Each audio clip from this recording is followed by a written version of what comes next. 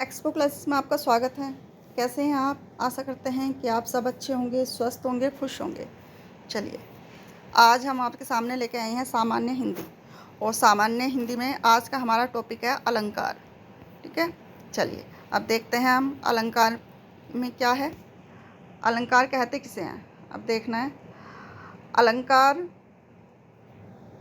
हिंदी साहित्य के अनुसार अलंकार शब्द को दो शब्द के योग से बना है, जैसे कि अल्म प्लस कार। अल्म का अर्थ भूषण होता है। ठीक है, जो अलंकृत या भूषित करे वह अलंकार है। जिस प्रकार आभूषण धारण करने से स्त्री के सौंदर्य में वृद्धि हो जाती है, उसी प्रकार काव्य में अलंकारों के प्रयोग से उसकी सुंदरता में चमत्कार उत्पन्न हो जाता है। अलंकार वाणी के श्रृंगार हैं। ठीक है, जो अलंकार है वो वाणी के श्रृंगार हैं। जिस प्रकार स्त्री आभूषण ग्रहण करके उसे आभूषण जिस तरह पहनती है, उसी तरह मतलब सुंदर स्त्री लगती है आभूषण पहन के। उसी तरह जब अलंकार किसी भी काव्य में या पद में डाला जाता है तो क्या होता है, उसमें अलग ही श्रृंगार उत्पन्न होता है। ठीक है, चलिए आगे चलते हैं। अब देखिए कितने उसके होते हैं, दो होते हैं इसमें, साधारण वाक्य और अलंकार युक्त वाक्य। अब साधारण वाक्य देखते हैं क्या है। असाधारण वाक्य कौन सा है? साधारण वाक्य है कि रानी दिन में तीन तीन बेर खाया करती थी। क्या है इसमें? रानी दिन में तीन तीन बेर खाया करती थी। ठीक है, और अलंकार में देखिए, इसमें ये दोनों एक साथ ही हमें देखने पड़ेंगे। अलंकार युक्त वाक्य में देखिए, 3 बेर खाती थी, वह 3 बेर खाती थी।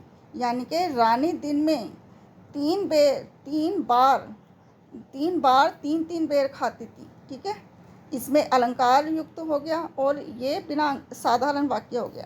अब इसमें देखिए, यमुना के तट पर तमाल के बहुत से वृक्ष हैं।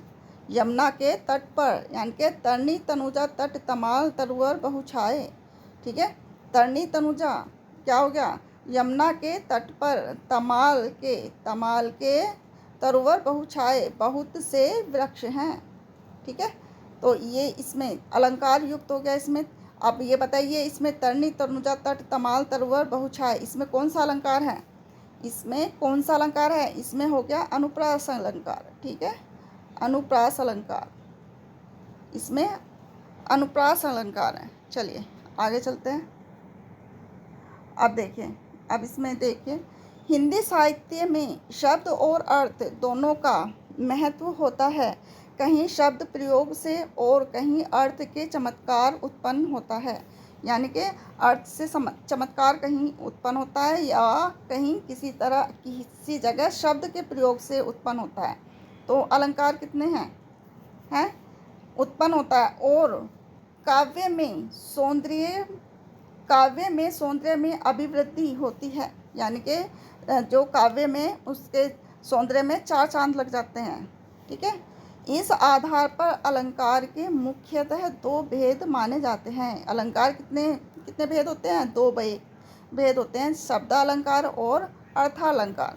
ठीक है, चलिए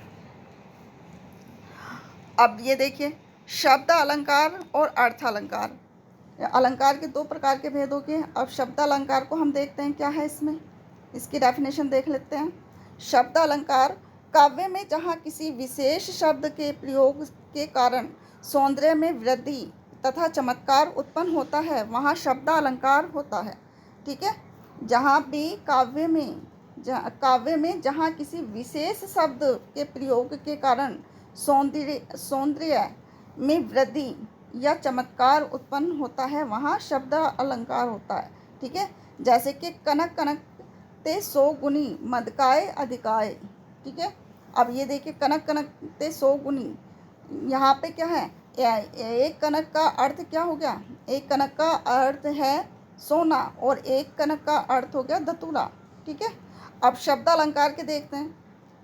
शब्द अलंकार के कितने प्रकार होते हैं? शब्द अलंकार के हम फिलहाल हम 3 प्रकार बता रहे हैं आपको, अनुप्रास अलंकार, यमक अलंकार और श्लेष अलंकार। ठीक है, चलिए आगे देखते हैं। अनुप्रास अलंकार की डेफिनेशन देखते हैं क्या है। चलिए अब देखिए, अनुप्रास अलंकार जिस रचना में व्यंजनों की बार बार आवर्ती के कारण जो चमत्कार उत्पन्न हो वहाँ अनुप्रास अलंकार होता है। यानी कि जहाँ पे एक वर्ण बार बार आ जाए, ठीक है, वहाँ पर क्या होगा, वहाँ अलग ही चमत्कार उत्पन्न होता है, तो वहाँ अनुप्रास अलंकार होगा। जैसे मुदित महीपति मंदिर आए, तो कौन सा हो गया यहाँ पे व्यंजन, इसमें व्यंजन पूछा है ना, क्या हो गया, मैं, मुदित मैं आ गया, फिर क्या आ गया इसमें मही, फिर मंदिर, यहाँ पे मैं व्यंजन आ रहा है ना, मैं वर्ड बार बार आ रहा है, तो यहाँ पे क्या हो गया, जहाँ पे एक वर्ण एक के 2 से अधिक बार आ जाए वहाँ पे क्या हो जाता है, वहाँ पे अनुप्रास अलंकार होता है। अतरणी तनुजा तट तमाल तरुअर बहुछाय, ये मैंने अभी ऊपर भी बताया था। इसमें क्या है, ये इसमें अनुप्रास अलंकार है। ठीक है, तरणी तनुजा, ये यहाँ पे तय तय आ रहा है, ये सब तय क्या है, तय एक व्यंजन है। ठीक है, विमल वाणी ने वाणी ली, विमल वाणी ने वाणी ली। ठीक है, ये यहाँ पे क्या आ गया, वह वर्ण आ गया, फिर यहाँ पे वह आ गया और यहाँ पे वह आ गया। ठीक है, तो यहाँ पे क्या हो गया, अनुप्रास अलंकार। चलिए अब देखते हैं यमक अलंकार। यमक अलंकार, अब इसमें देखिए, जब किसी काव्य पंक्ति में एक ही शब्द 2 या 2 से अधिक बार आए और हर बार उसका अर्थ अलग हो, वहाँ यमक अलंकार होता है।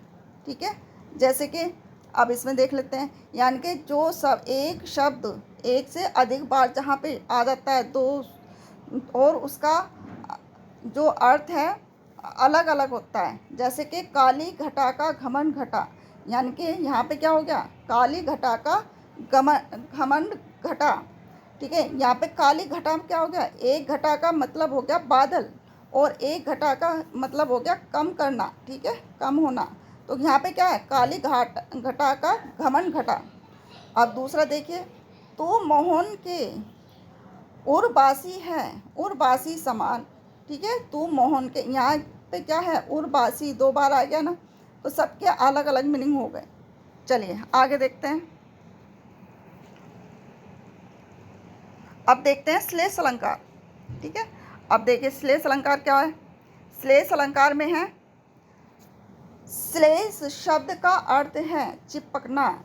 जिस काव्य पंक्ति में शब्द एक ही बार प्रयुक्त हो लेकिन उसके 2 या 2 से अधिक अर्थ चिपके हों वहाँ श्लेष अलंकार होता है। श्लेष अलंकार, ठीक है, जैसे कि क्या हो गया, यहाँ पे हो गया, मगन को देखी पट देत बार बार। यहाँ पे पट, एक पट का मतलब क्या होता है, एक पट का मतलब होता है किवाड़। ठीक है, एक का मतलब होता है किवाड़ और एक पट का मतलब होता है कपड़ा।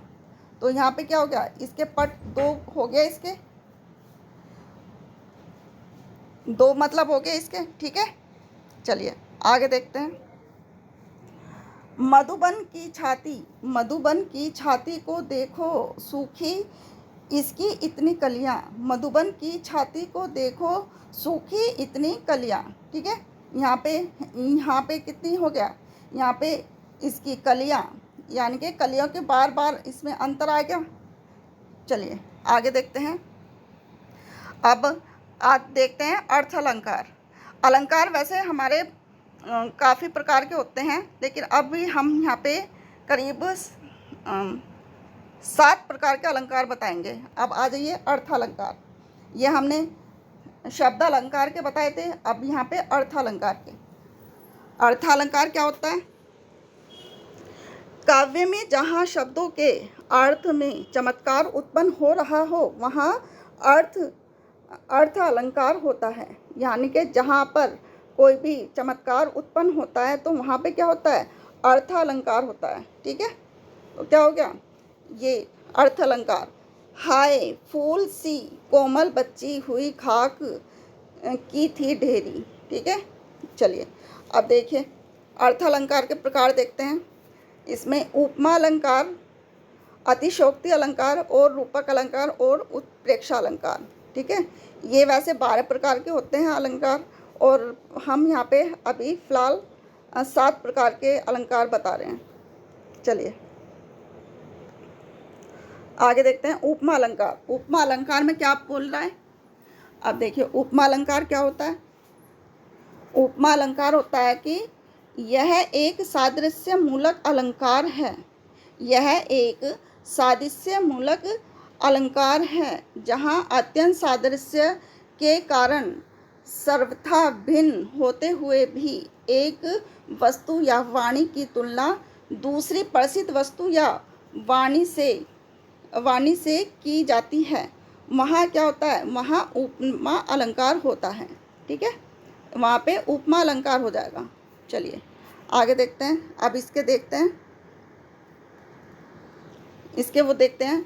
हरि पद कोमल कमल से, हरि पद कोमल कमल से, सोहत ओढ़े पीत पट श्याम सलोने गात, मनुहु नील मणि सेल पर, आत्म परायो परियो प्रभात। ठीक है, चलिए ये उपमा अलंकार हो गया। यानी कि यहाँ पे क्या एक की उपमा दूसरे से की गई है।